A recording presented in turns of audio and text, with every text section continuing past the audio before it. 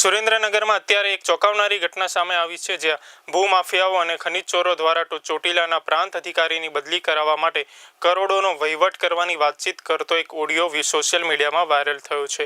ચોટીલાના પ્રાંત અધિકારી એચ.ટી. મકવાણાએ જ્યારે થાન અને મૂળી પંથકમાં ખનીજ ચોરો અને ભૂમાફિયાઓ સામે નિયમનો કડક દંડો ઉગામ્યો, ત્યારે આ સમગ્ર સિન્ડિકેટમાં હડકંપ મચી ગયો.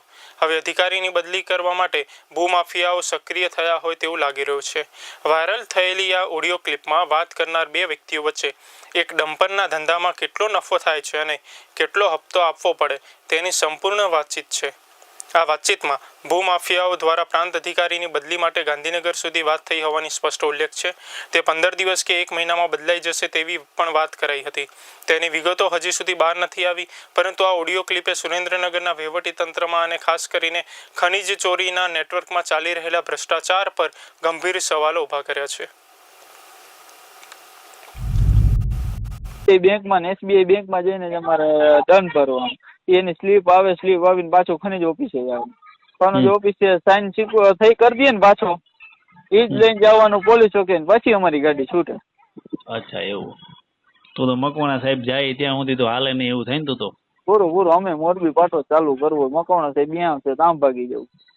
એવું તો એમ નહીં, આવી રીતનું હાલ છે તો માણસો કરે હું કાંઈ નહીં ભાઈ, ગાડી હમણાં મોરબી પાટાવાળા બધે વાંકાનેર મોરબી ચોટીલા પાટાવાળા બધે મોરબી ભાગી ગયા.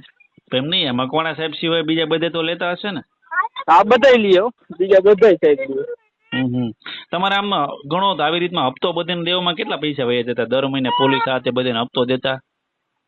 એમ ગણવા જઈએ તમારે 45 બીજા 5000 ઓલા, એટલે અમારે હપ્તો ખાલી ગણવા જાય ને તો 70-65 હજારનો હપ્તો થઈ જાય.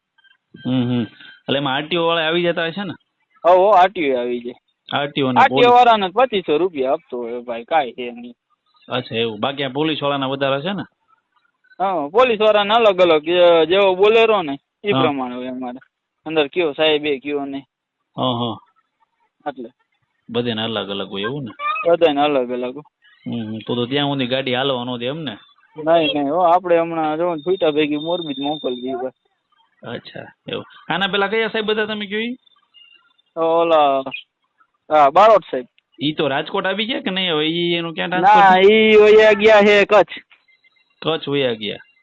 હા, કચ્છ વયા ગયા. અચ્છા, મેં કીધું લગભગ બારોટ સાહેબ કોક રાજકોટ આવ્યો એવું લાગ્યું. ના, કચ્છ વયા ગયા. એ તો એના નહીં, ઈ ટાઈમમાં એના ટાઈમમાં હાલતો ત્યારે એને વાતચીત કરી હોય તો ન ભેગું થાય? ના, રાખતો જ નથી, ચોખી જ મને કરી દઈએ. કોઈ ઓલો ખુદ સામે વાળાને એમ કહે ને મકવાણા સાહેબે મને નો રિંગ કર ભાઈ, તારી રીતે ફતું પતાવી દે, મારા કીધે નહીં માને.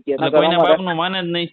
નહીં ચોખ્ખું કહી દે, કાયમ કહી દે સાહેબ મેમો ફાટ્યો, તમે કયું એમ કરું એટલે કઈ થાય નહીં કોઈ રીતે. એટલે કોઈનું માને એવું ને? નહીં, કોઈના બાપનું. તો અઘરું કહેવાય તમારે. બહુ અઘરું હવે. કઈ વાંધો નહીં, હાલો. હા.